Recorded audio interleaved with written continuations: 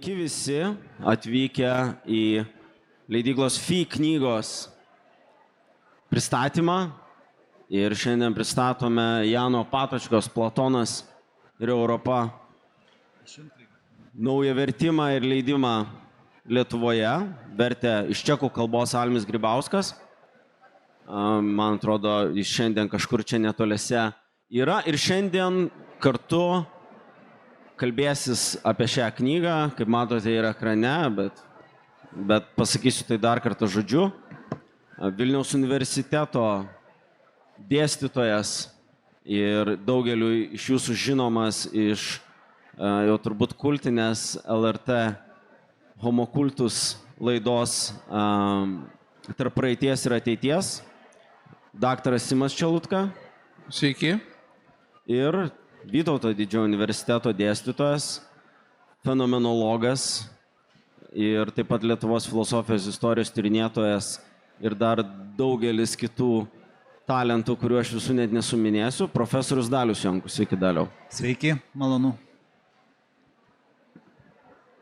Ir šiandien kalbantis apie Janą Patočką ir jo filosofiją, iš vienos pusės mane kaip skaitytoja tiesiog buvo suėmęs toksai nustebimas dėl to, kas parašyta šioje knygoje, aktualumo. Bet prieš pereinant prie tų minčių ir prie tų įžvalgų ir gal net keleto pasažų pacitavimo, nors šios salės akustika yra absoliučiai siaubinga, aš norėčiau Simo turbūt pirmą paklausti apie Patočkos biografijos bruožus, kas galbūt jo nežino, trumpai pristatyti. Ir kitas dalykas, šių tekstų vietą toje biografijoje, kas tai per tekstai ir kaip jie mus pasiekė, tai Simai. Ačiū. Tai man labai smagu, kad FI knygos išleido šią knygą. Ačiū visai FI knygos komandai, Tomui Šinkūnui ir kitiems, kurie, Almiui, aišku, Grybauskui, kuris išvertė, nes pildosi jau Jano Patočkos lietuviškų vertimų bibliotekėlė ir aš manau, kad tai yra labai gerai. Prieš porą metų tos pačios FI knygos perleido tiksliau, ko gero patį svarbiausią jo tekstą, eretiškos esė apie istorijos filosofiją. Tai jeigu susidomėsit, galite ir šią knygą įsigyti knygų mugėje. Bet kodėl tai yra svarbu?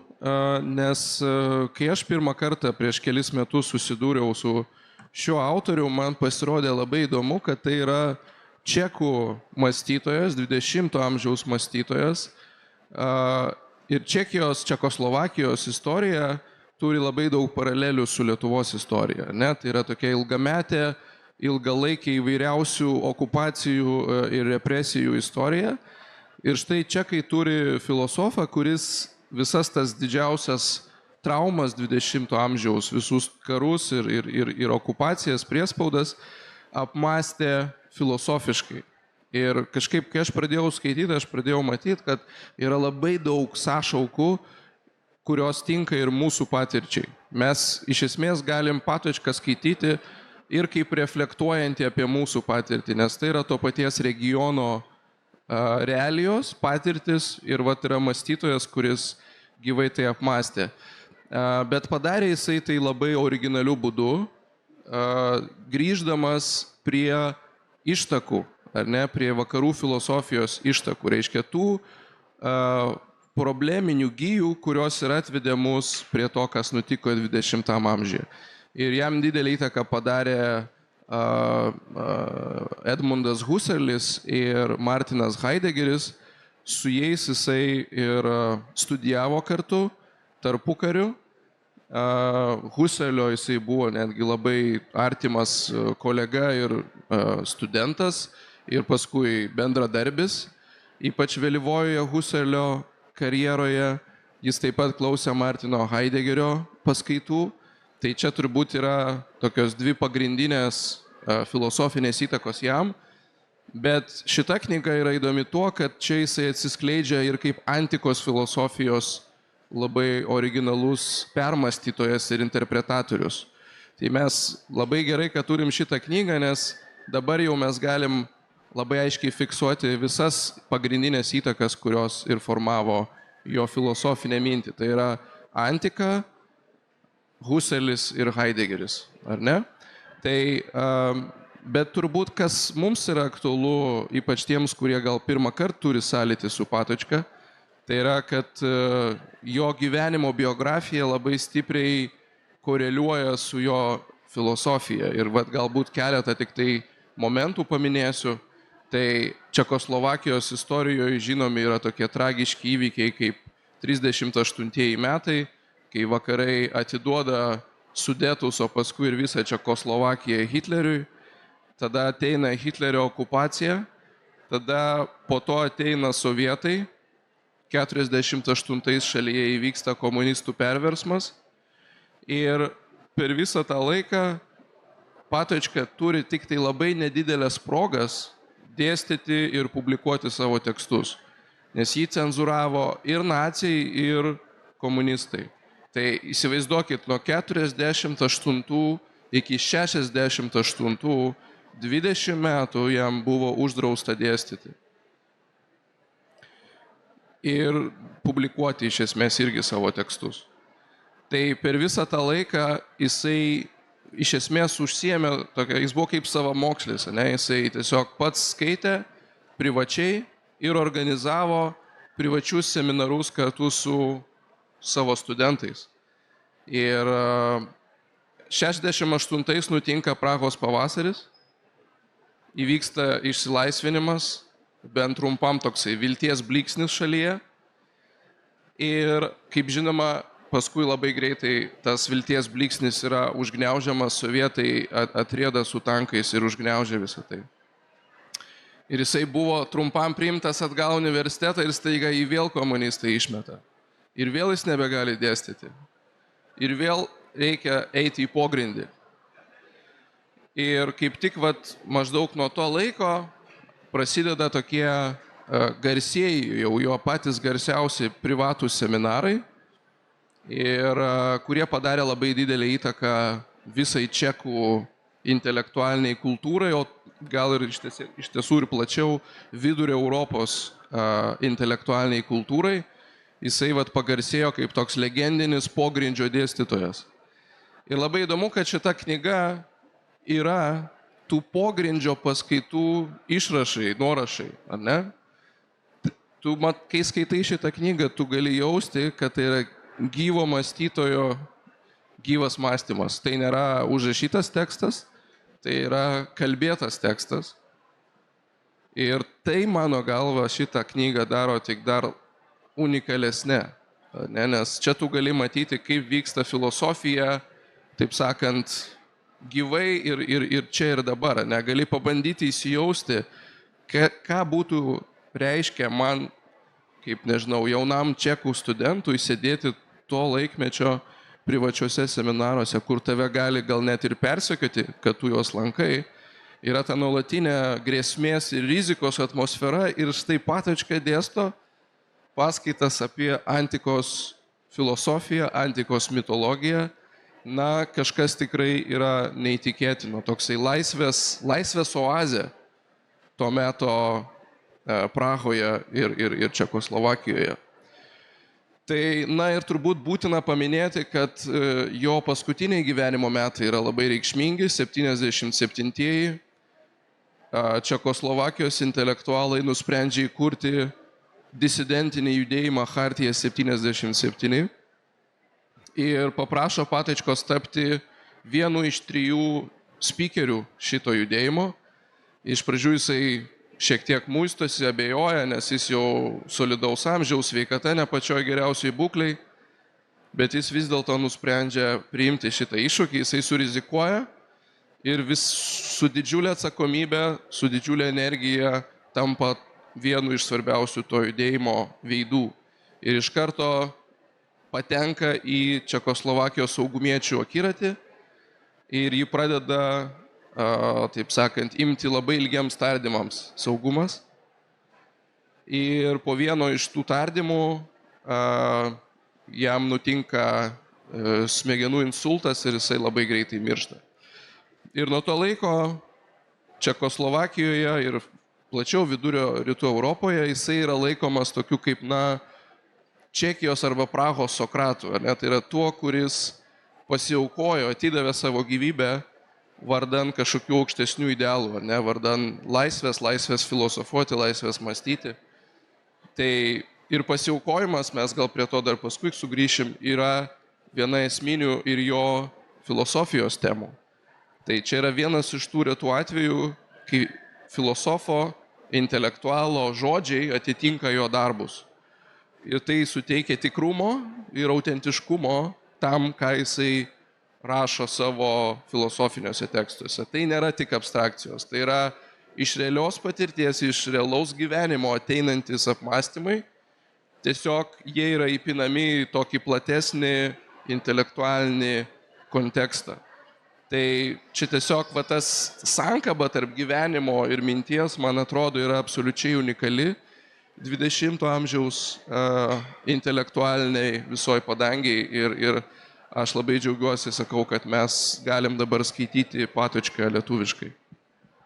Aš gal tik pridėčiau, kad lietuviškoji, turbūt filosofijos ir kultūros tragedija, ta, kad mes neturėjom tokios sokratinės figūros, aš pats tyrinėjęs su sovietinė filosofija, ir nebuvo nei intelektualinių maštabų tokių žmonių iš esmės po Vasiliaus Sezemano mirties Lietuvoje, o juo labiau tokio moralinio integralumo filosofų Lietuva paprasčiausiai neturėjo. Tai tą reikėtų sąžiningai pripažinti mums patiems. Irgi savotišką priekaištą ir savo kaip akademikam. Taip pat, mąstant apie ateitį. Ar tikrai kiekvienas, kuris kalba filosofijos vardu, sakykime, yra turintis pakankamą, Šalkauskis sakytų, asmenybės pilnutiniškumą, pilnatvę, integralumą, ta prasme, kad jis dėl tų dalykų, apie kuriuos kalba, galėtų atiduoti ir gyvybę. Ir ne tik dėl savęs, bet ir dėl kitų, ir dėl tų dalykų, kurie aukštesni. Čia norėtųsi šiek tiek jau artinantis prie to, ką Patočka kalba, Daliau, jūsų klausti. Tai Patočkos iš vienos pusės filosofijos bruožai, kaip jums atrodo, kokie yra svarbiausi, o iš kitos pusės, Simas užsiminė apie Husserlį ir Heideggerį ir Patočkos asmeninį santykį su jais, bet kaip jūs jį lokalizuotumėt ir fenomenologinės filosofijos srovių žemėlapyje? Ačiū už klausimą, bet aš gal pradėsiu nuo tiesiog savo pirminio to susipažinimo su Patočka, nes turiu pasakyti, kad ir padėko dar kartą čia esančiam vertėjui, Almiui Grybauskui, nes būtent jo pastangų dėka tikriausiai aš pirmą kartą išgirdau tą vardą. Tai čia buvo dar galbūt arba paskutiniai sovietmečio metai, ar pirmieji nepriklausomybės metai ir spaudoje pasirodė vienas po kito vertimai ir pristatymas būtent čekų ir Čekoslovakijos tokios kultūros, mums mažai žinomos ir būtent tos disidentinės kultūros. Tarp jų tai buvo straipsniai žinomų kitų intelektualų, bet taip pat Patočkos kai kurie vertimai pasirodė apie negatyvų į platonizmą, berods irgi buvo jo ištrauka išversta ir kažkas daugiau.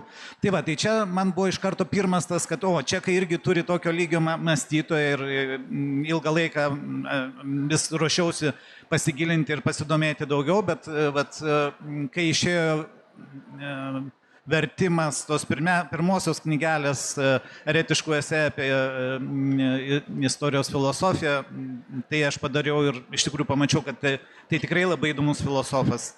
Tai šita knyga iš tikrųjų man atrodo, kad jinai, kaip pasakė, jinai specifika, kad tai yra paskaitos, bet paskaitos ne akademiniam, ne universitetiniam rate, tai yra paskaitos, reiškia, intelektualams, žmonėms iš įvairių profesijų. Taigi tos paskaitos ganėtinai yra prieinamos žmonėms, kurie galbūt neturi tokio akademinio pasiruošimo, todėl rekomenduoju ją skaityti visiems. Kitas dalykas, kad aišku, kad Patočka vis dėlto išlaiko tą savo tokį ir labai subtilų filosofinį požiūrį ir jisai yra susijęs būtent su jo praktikuojama fenomenologija. Ir čia sakyčiau, kad būtent per Patočką atvejį pasirodo fenomenologija kaip tokia gyva filosofija, ne kaip praeities ten autoritetų Heideggerio ar Husserlio filosofija, bet kaip tam tikra metodologija, kaip tam tikras mąstymo būdas, kuris mums leidžia susiorientuoti šiandieną. Tai daro Patočka tuo momentu, kai jisai skaito šitas paskaitas ir jis pradeda nuo jų, kaip mums suprasti tai, kas darosi aplinkui, kaip mums susiorientuoti šitoje situacijoje, kurioje esame. Nes filosofija tai pirmiausia yra mokslas, bet mokslas, kuris leidžia atrasti prasme savo gyvenimo konkrečioje pasaulio situacijoje.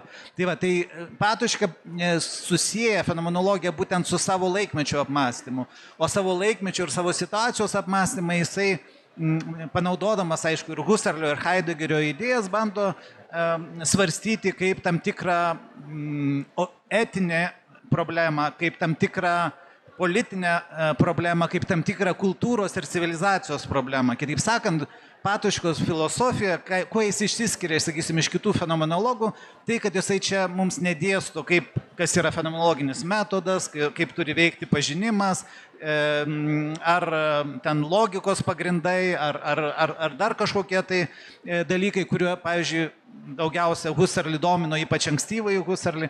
O čia jis užsiminėja tuo, kas buvo įdomu ir vėlyvajam ypatingai Husserliui, tai yra gyvenimo pasaulio problema, tai yra istorijos problema, tai yra kultūros ir civilizacijos krizės problema.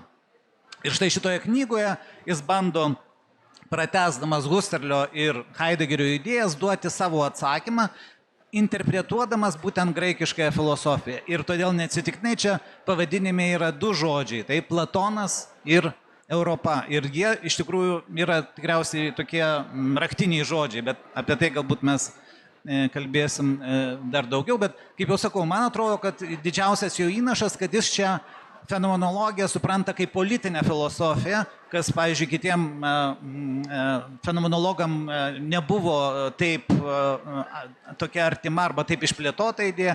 Ir ta politinė filosofija arba politikos kaip tam tikros bendruomenės ir bendruomeninio sambuvio filosofija, jinai yra paremta etika. Etika, kuri remiasi savęs tobulinimu, kuri remiasi, kaip jisai šitoje knygoje yra aiškiai formuluoja, rūpesčių savąją sielą.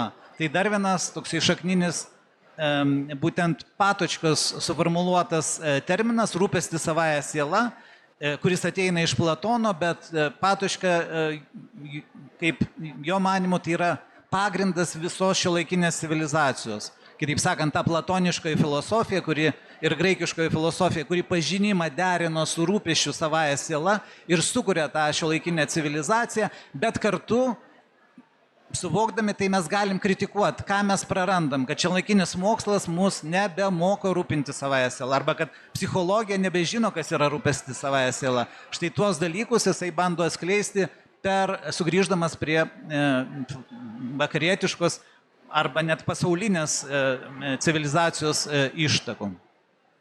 Čia yra iš dalies toksai lengvas priekaištas apskritai, akademiniai filosofijai kaip tokiai, kurie praktika ir teorija labai aiškiai atsiskiria. Ir čia norėčiau pacituoti tiesiog pirmasis dvi pastraipas iš knygos įvado.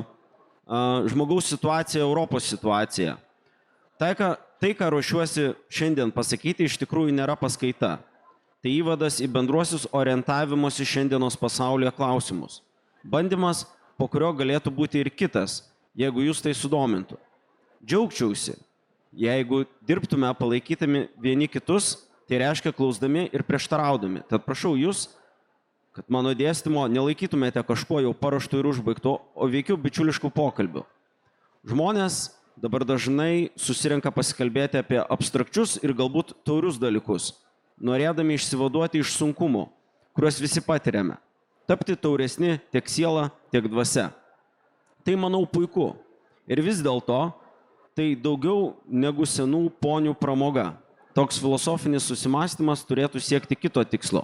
Turėtų padėti mums, jaučiantiems stygių toje situacijoje, kurioje esame, būti vidiniu veiksmu.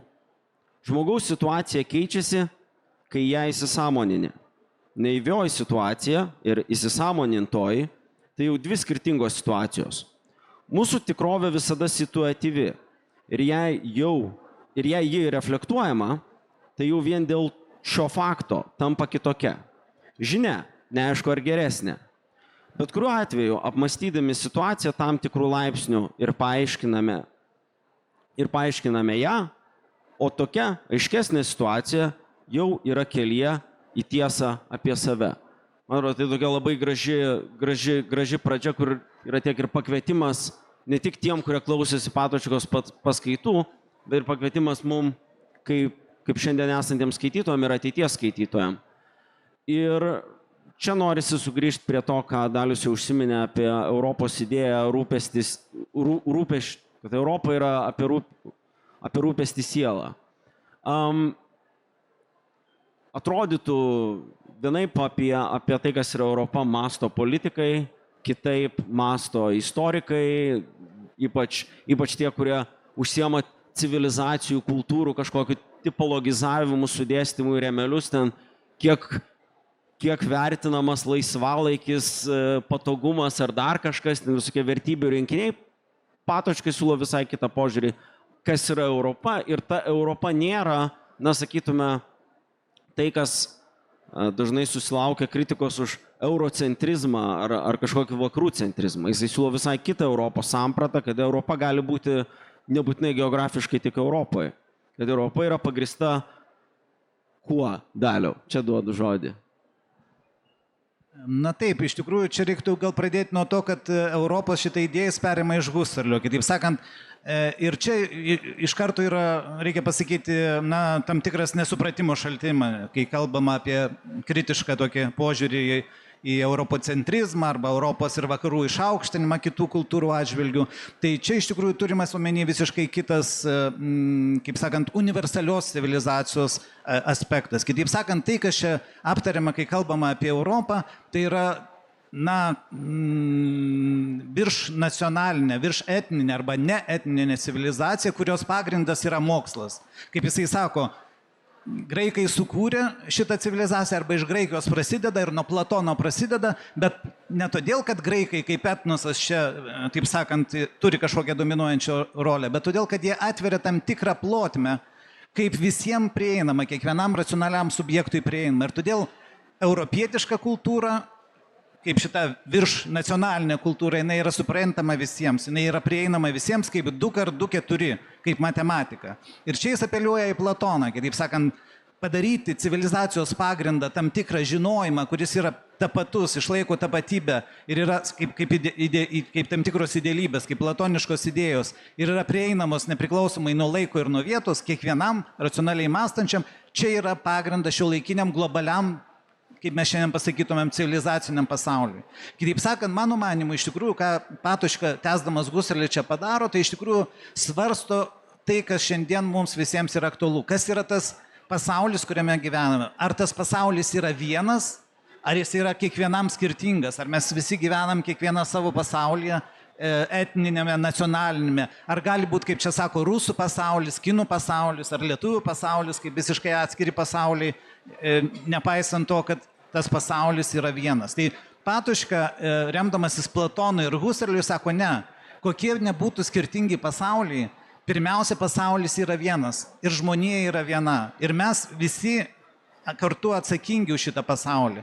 Todėl skirstimas pasaulį į savą ir svetimą, į ten draugišką ir priešišką, jis yra išvestinis. Mes pirmiausia turim vieną pasaulį. Bet kaip atrado žmonija šitą pasaulį? Per filosofiją. Kitaip sakant, Platonas suformuluoja idėją, kad nepaisant skirtingų pasireiškimų, nepaisant skirtingų mitologijų, mes galim prieiti prie tų pačių objektų. Tie patys idealūs objektai arba idealybės, tokiais kaip yra skaičius, pavyzdžiui, Platonui, taip sakant, mes peržengiam bet kokios kultūrinės apribojimus, reiškia, sferas. Mes atrandam kažką, kas yra universalu. Ir per šitą universalų žinojimą mes suprantame, kad pasaulis, nepaisant tų kultūrinių, etninių, istorinių skirtumų, iš tikrųjų žmonija yra vienas ir tas pats. Tai va čia būtų ta pagrindinė idėja, mano manimu, kuri, na, neleidžia traktuoti šitos Europos idėjos būtent kaip Europos Sąjungos arba kaip Europos ten bendrijos ar ekonominės arba kaip Europos geografinė prasme. Na, bet šiandien iš tikrųjų, ir čia aš jau eičiau toliau negu Patočka, aš tai vis dėlto jau dėstydamas ir diskutuodamas konferencijose vis dėlto priejau prie išvados, kad galbūt šitas Europos pavadinimas dėl savo daugiareikšmiškumo, jisai, na, galbūt galima jo atsisakyti. Kitaip sakant, kalbėti ne apie Europą, nes ir Patočka, ir Husserlis kalba vis dėlto apie Europą keliom prasmėm. Kalba kaip Europa, kaip vystėsi, kaip tam tikra istorija formavosi, kaip Europa atsirado kaip bendryje skirtingų tautų, kurios suvokia savo vis dėlto tam tikrą bendrumą ir bendrą atsakomybę. Tai čia Europai kaip žemynui, kaip tam tikro nacijų bendrijai taip pat yra tai svarbu. Bet mano manimu, čia vis dėlto einama dar toliau. Kalbama būtent apie tą civilizaciją, kuri per mokslą, per matematiką, per filosofiją, matematika čia suprantama be abejo filosofiškai, mes galim kalbėti apie tą, kas mus vienyje, kad pasaulis yra mūsų bendras, kai mes, kaip Herakleitas čia, aš cituoju, kai mes, reiškia, esame prabudę, tai mes matome ir suprantame tą pasaulį kaip vieną, o kai miegame, Herakleito žodžiais, kiekvienas nusisukame į savąjį pasaulį. Tai va, tai čia būtų tas Europos tokia kaip universalios arba virš etninės civilizacijos prasmė, kuri atsiveria per graikiškąją filosofiją, bet paneigdama graikiškos filosofijos etniškumą. Ta prasme, čia jau ne, per šitą Platono judesį atverianti mums prieigą prie idealių, taip sakant, objektų, mes iš tikrųjų atrandam, kad tautiškumas, galų gale geografija arba net lytis, kaip mes šiandien pasakytumėm, yra nesvarbi, kad visi žmonės gali apie tai samprotauti, tai pagrįsti argumentais tas savo įžvalgas, bet čia svarbu yra įžvalgos ir jų galimybė jas pakartoti ir tokiu būdu kaip ir patikrinti, verifikuoti. Tai va, tai čia būtų toks labai trumpai, kad Europa šiuo atveju tai yra universali arba viršetninė civilizacija, kuri nepaneigia etninių elementų. Ta prasme, čia nereikia bijot, kad išnyks ten japoniškumas, lietuviškumas arba cepelinai. Jo, ne šitie etniniai elementai dabartiniam pasaulyje galbūt yra lemiami, o būtent tas toks bendras civilizacinis universalumas, kuris mums leidžia orientuotis bet kurioje kultūroje, bet kurioje tradicijoje, peržengiant jų ribas. Simai, tu jau esi rašęs apie Patočką ir šio tekstą ir tos, na, ką minėjom, filosofijoje praktikos ir teorijos susijimas ir, na, ta pirmoji idėja rūpestis siela ir būtent nurodanti, kad yra kažkas daugiau negu tik tai buvimas gyvų biologinių kūnų. Antrasis dalykas, į kurį tu labai daug atkreipi dėmesio ir savo paties tyrimuose ir kituose kontekstuose esi nagrinėjęs, yra pasiaukojimas dėl kitų ir ne tik dėl kitų, bet ir dėl aukštesnių principų. Ir trečioji ta savoka, kuri, man atrodo, irgi taip galutinai iššaknyja tą teorijos ir praktikos mazgą, Patočkos mąstyme, yra tas sukrėstųjų solidarumas. Tai aš labai norėčiau, kad trumpai paaiškintum šitos dalykus žmonėm, kurie dar gal nėra taip išsamei susipažinę su Patočkos idėjomis.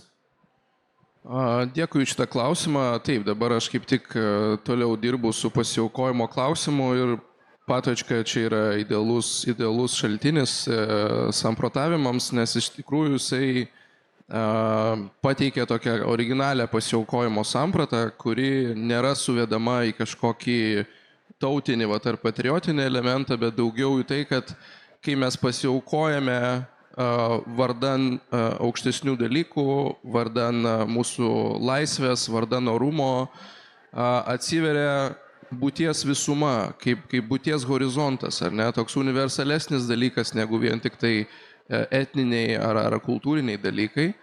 Ir jam atrodo, kad ta civilizacija, kuri dominuoja šiuo metu, jo rašomo metu, ar ne, vakaruose, Europoje, yra technomokslo, tai jis tai vadina technomokslo civilizacija. Ir jam atrodo, kad žiūrint iš grynai techninės perspektyvos, neįmanoma suvokti pasiaukojimo fenomeno, iš techninės pusės gali matyti tik tai išteklių panaudojimą. Ar ne, va ten nežinau, jeigu galvoja apie armiją, apie kariuomenę, tai tu matai, kad vat, turim tiek ir tiek karių ir va čia yra toksai mūsų statistika, kurią mes turime, mūsų įrankiai, mūsų priemonės, tokie patys kaip ir tankai arba šautuvai ir vat šitam vat ruožę galim tiek ir tiek ir tiek karių panaudoti, čia tiek ir tiek, grinai instrumentinis požiūris į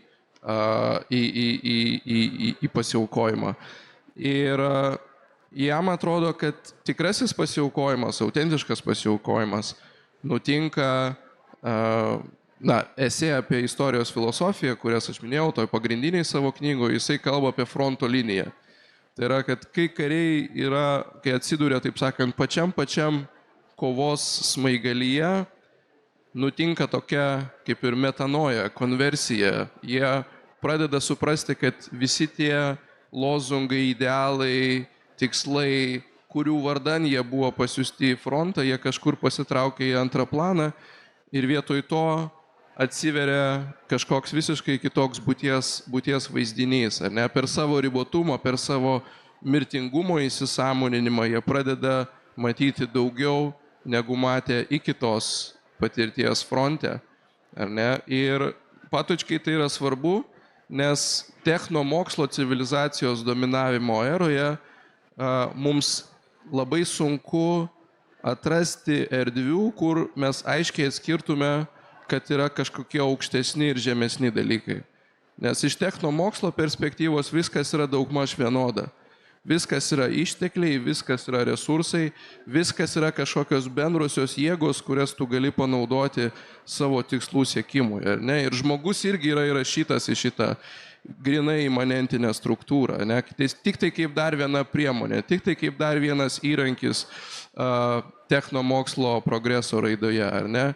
O pasiaukojimas, kurį tu suvoki, kad tai yra mano asmeninis pasirinkimas, mano laisvas pasirinkimas, nedeterminuotas valstybės, nedeterminuotas kažkokių išorinių veiksnių, bet grinai mano pasirinkimas, aš tokiu būdu sakau, kad žiūrėkit, šitoje abejingumo jūroje tam tikri dalykai nebėra abejingi, tam tikri dalykai man nuoširdžiai rūpi. Ne? Ir va čia mes galim minėti jau mano minėtus idealus laisvė, orumas. Ir tame atsiskleidžia atsakomybės dimensija. Atsakomybės sąvoka, va irgi labai svarbi yra Patočkai. Tai čia aš paminėjau tokį chrestomatinį pavyzdį, kalbant apie Patočkos pasiaukojimo sampratą, kurią jis dėsto toj kitoj knygoj. Esė apie eretiškos esė apie istorijos filosofiją. Bet šitoj knygoj pasiaukojimas irgi pasirodo, tik tai truputį kitų būdų. Čia jisai pasirodo per Sokrato figūrą. Nes Sokratas, kaip jūs žinote, buvo nuteistas myriop demokratiškų Atėnų, buvo apkaltintas tuo, kad savo klausinėjimų, tokių nesibaigiančių klausinėjimų ir kvestionavimų nusistovėjusių papročių ir dogmų, jisai pažeidė polio tvarką, ten tvirkino jaunuolius, kvestionavo dievus vietos ir panašiai, ir dėl to buvo nuteistas myriop, ar ne? Ir kaip jūs galbūt žinote iš Sokrato apologijos, ankstyvasis Platono tekstas, ten jisai labai aiškiai sako, kad aš nebijau mirties. Nes yra svarbesnių dalykų už gyvenimą. Ir būtent va, ta laisvė filosofuoti, laisvė užsiimti šito nuolatinių kvestionavimų, rūpestis siela, ar ne? Va, tai yra iš esmės, va, tas kvestionavimas yra rūpestis siela, ar ne? Tu rūpinėsi kažko daugiau. Tu sakai, kad žmonės mes esame ne tik tai materijos gniutulai kažkokie, ne? Kurie tik tai dirba ir vartoja. Mumise yra potencialas kažkam didesniam, aukštesniam. Ir aš noriu padėti tai aktualizuoti, ištraukti iš jūsų, ne? Parodyti, kad jūs susikoncentravote pernelyg tik tai į materialinius dalykus, ar ne? Tai va tas pasiaukojimas, jis tarsi vėl įskelia tokią problemiškumo žiežirbą, kuomet mes suabejojame, ar mūsų kasdieniai įpročiai yra tai, kuo mes ir turėtumėm vadovautis, ar ne? Ar darbas, karjera, statusas, įvaizdis tikrai yra patys svarbiausi dalykai. Ar tikrai nėra svarbesnių dalykų už tai? Ar ne? Ir čia, aišku, įsijungia ir etika, ir politika. Ar ne? Politika vėlgi kaip rūpestis bendraisiais dalykais, ar ne? Peržengiantis vien tik tai ekonominius kažkokius išskaičiavimus ir skaičiavimus. Tai man atrodo labai įdomu stebėti, kaip Patočka tų pasiaukojimo pavyzdžių ieško labai skirtingose vietose. Ar tai būtų fronto patirtis, ar tai būtų pačios filosofijos ištakos. Ar ne? Tai labai įdomu, kad tai yra tokia testinė tema, kurią mes atrandame labai integraliai, tarsi nesistemiškai, bet mes visur matome pėdsakus šitos temos. Na, mūsų laikas dėja po truputį slenka į pabaigą, bet kadangi auditorijai matau tiek susirūpinusių, tiek gal šiek tiek ironiškai besišypsančių veidų, tai turite progą užduoti klausimus, jeigu jų turite iš tikrųjų. Aš būtent turiu minti klausimus, o ne paskaitas paslėptas po klausimais. Ir paskutinis momentas, kol jūs galvojate, ką norite paklausti. Simas paminėjo tą mirties temą ir filosofijoje mirties tema yra labai svarbi. Jeigu atsimintume Platono valstybę, iš esmės pokalbis, nuo ko prasideda Sokrato ir Kefalo, Sokratas jau klausė, na tavo gyvenimas, mielas Kefalai, eina į pabaigą ir kokios mintis tau dėl to kyla. Ir tarsi pristatoma, kad ir visai ne filosofo, tarsi giliai nereflektuojančio teoriškai žmogaus, na vis tiek suvokimas, kad savo mirtingumo pamatymas ir pajautimas jis pakeičia santykį su savojo gyvenimu. Ir kaip priedas šios knygos yra vienas labiausiai intriguojančių filosofinių tekstų, kokius yra tekę skaityti gyvenime, tai yra pomirtinio gyvenimo fenomenologija. Ir Daliau norėčiau, kad keletą sakinių apie šį trumpą tekstą pasakytum.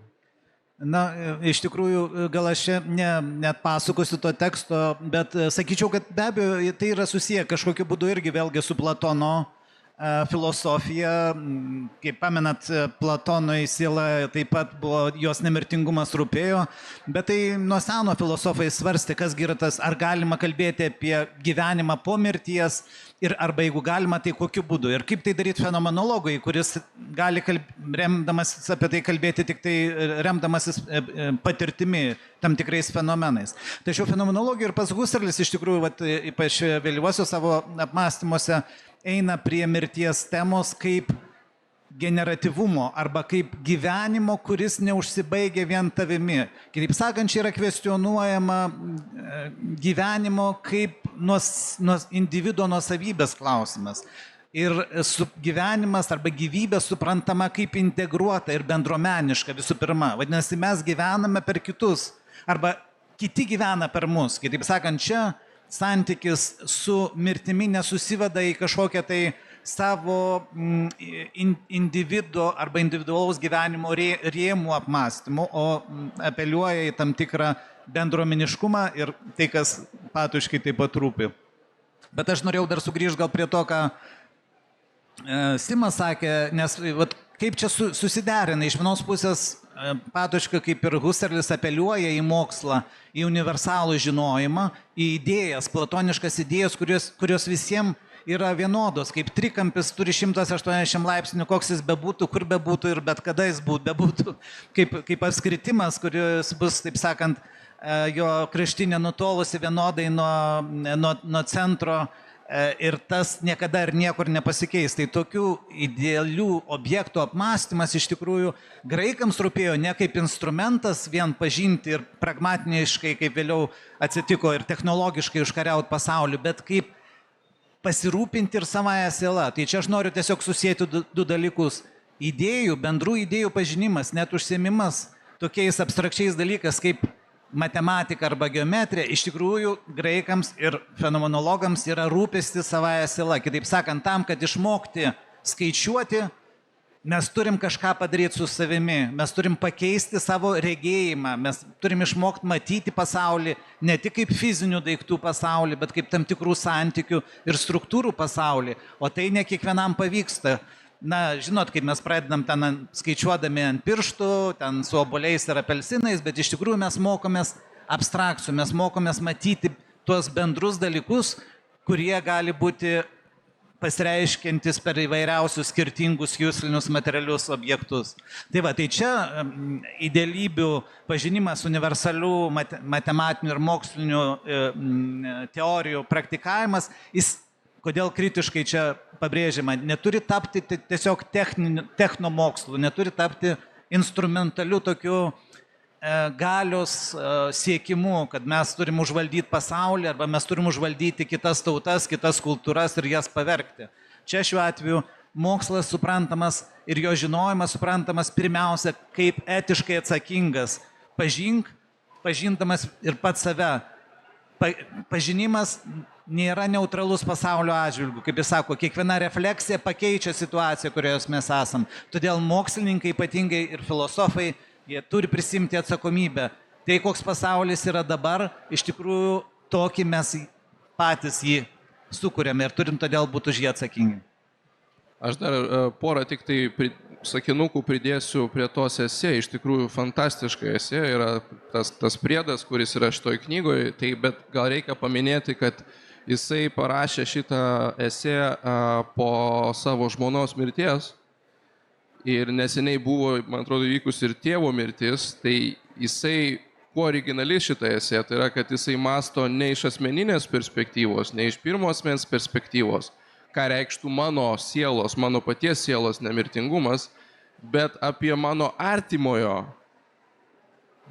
pomirtinį gyvenimą. Tai yra, kaip mano artimasis po jo išėjimo toliau buvo manyje, kokiu būdu, kaip mes galime šitai fenomenologiškai aprašyti. Ir čia ir gedulo tema yra netoli, ir nostalgijos, ilgesio temos yra labai šalia. Tai man atrodo, tas labai yra originalu. Tai yra kaip, nes mums galbūt taip, jeigu mąstytumėm grinai, taip sakant, fiziškai, moksliškai, tai sakytumėm, nu va, žmogus mirė ir viskas.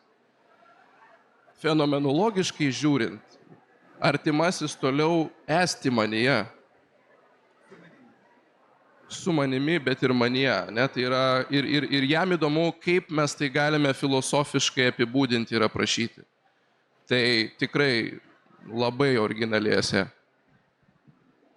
Ačiū profesoriui Daliui Jonkui ir daktarui Simai Čelutkai. Su jumis buvo FI knygos. Aš, Laurinas Palaurytis, moderavau šį knygos pristatymą. Jano Patočko knygą Platonas ir Europa galite rasti šioje salėje daugmaž ta kryptimi, kurią rodau jums šią akimirką. Susiorientuoti tikrai nebus sunku ir ten pamatysite šį gražų barzdotą žmogų, kuris jums šią nuostabią knygą parduos. Ačiū jums ir gražios dienos.